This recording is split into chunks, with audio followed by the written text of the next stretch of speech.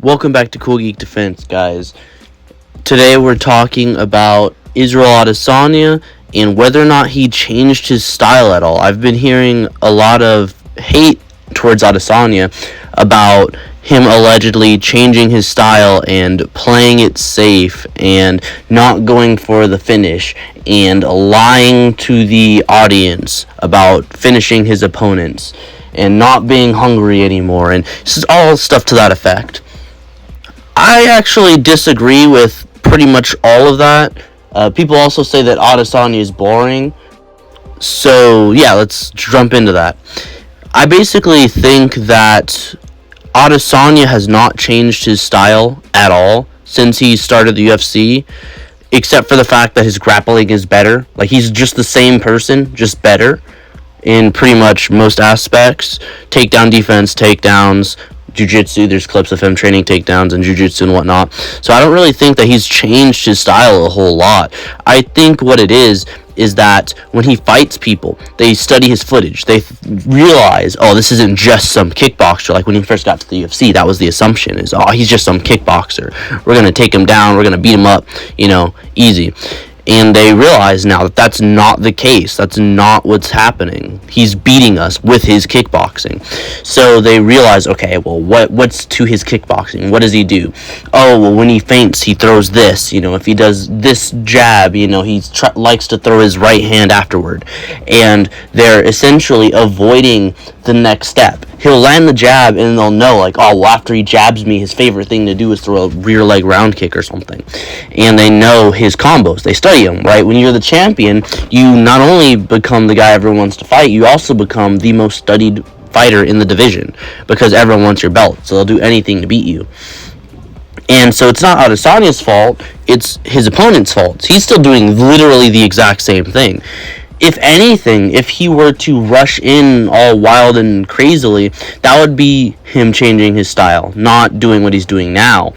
Because before, he would, again, throw like a feint, a setup, and someone would rush in or back up, and he'd throw either a cross or a high kick, right? Depending on if they came forward or backward.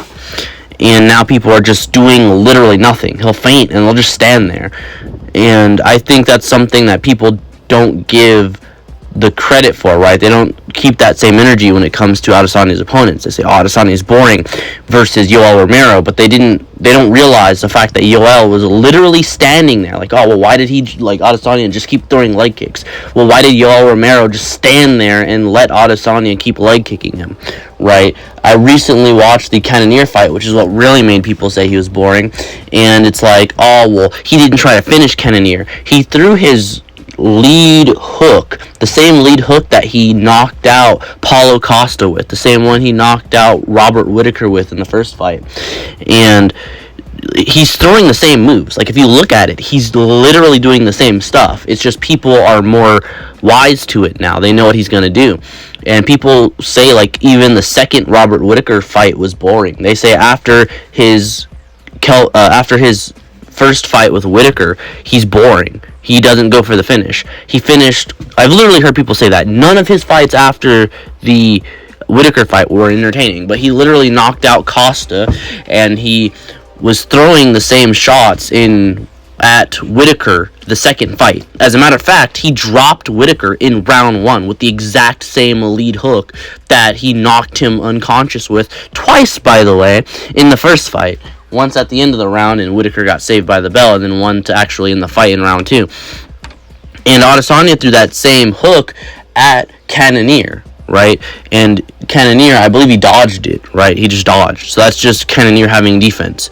So, Adesanya is doing the same stuff. It's just that his opponents aren't rushing in like they used to, or aggressively running away, and they're just standing there like statues. Like, if we remember Costa, even before Izzy knocked him out, for the most part he was standing there.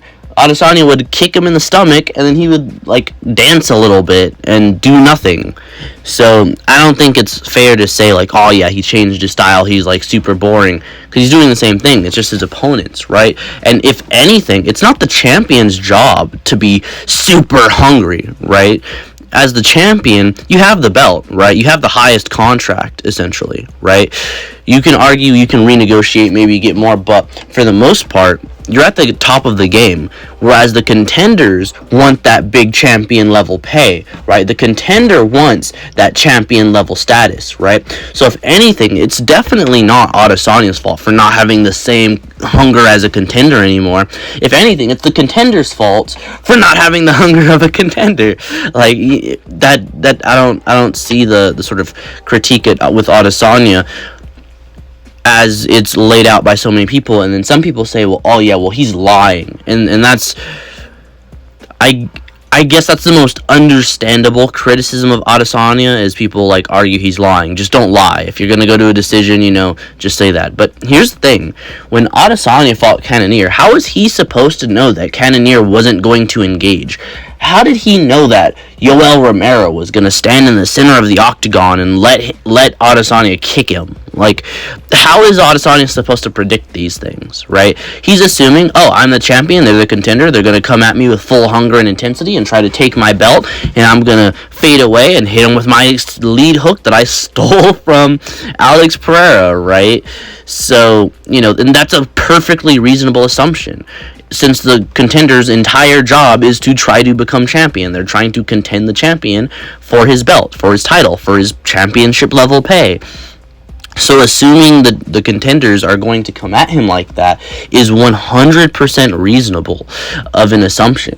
And when it's wrong, it's not Adesanya's fault. It's like, what the heck, bro? I thought you came here to fight me and take my belt, but you didn't even try. You just stood there in the center of an octagon like a retard.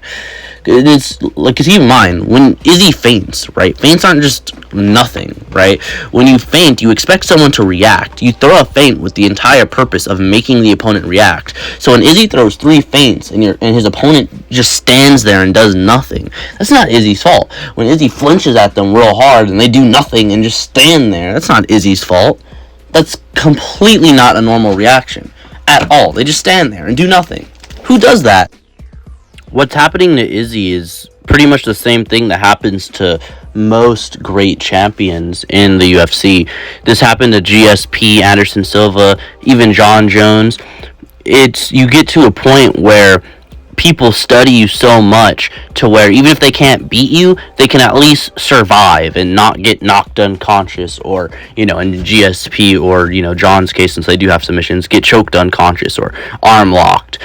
And so even though they're surviving, they can't beat him, but at the same time, he can't finish them because they study him to the point where he can't use his finisher moves, because that's the biggest deal, right? Like, you can't, even if you do want to beat Adesanya, you can't beat him if you're getting finished, right? So they put so much energy into not getting finished, they don't put up an entertaining fight, they just don't get finished. And that's completely not Adesanya's fault. If you have to say it's Adesanya's fault, you have to blame GSP, Anderson, and literally everyone else who's been a great champion and just had people learn to not get KO'd by them. And also, something to keep in mind is the playing it safe argument. What does that mean, right? He's not taking unnecessary risk.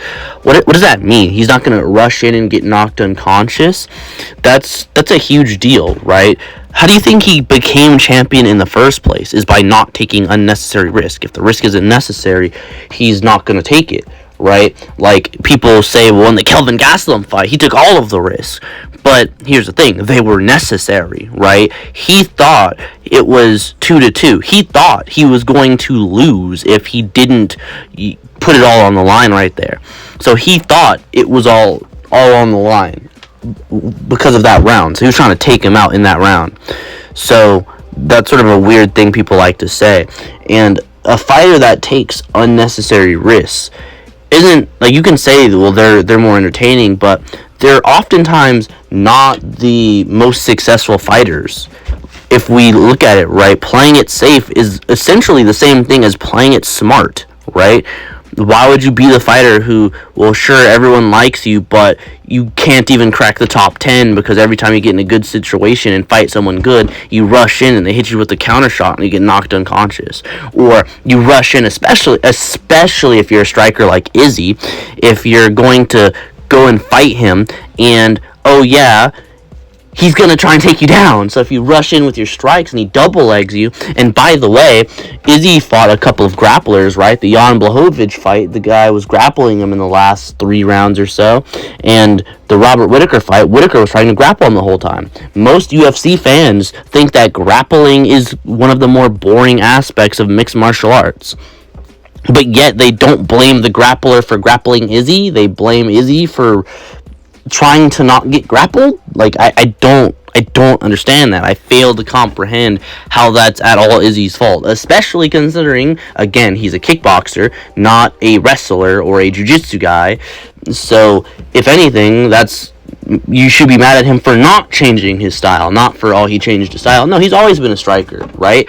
People just, I don't know, they just didn't feel like taking him down. They weren't able to. They didn't know what to do with the kickboxer of Izzy's caliber, and they couldn't figure out how to take him down. But now that they're halfway able to do it, or able to do it but not keep him there, now people are complaining about Izzy changing his style. That makes no sense. That makes absolutely zero sense.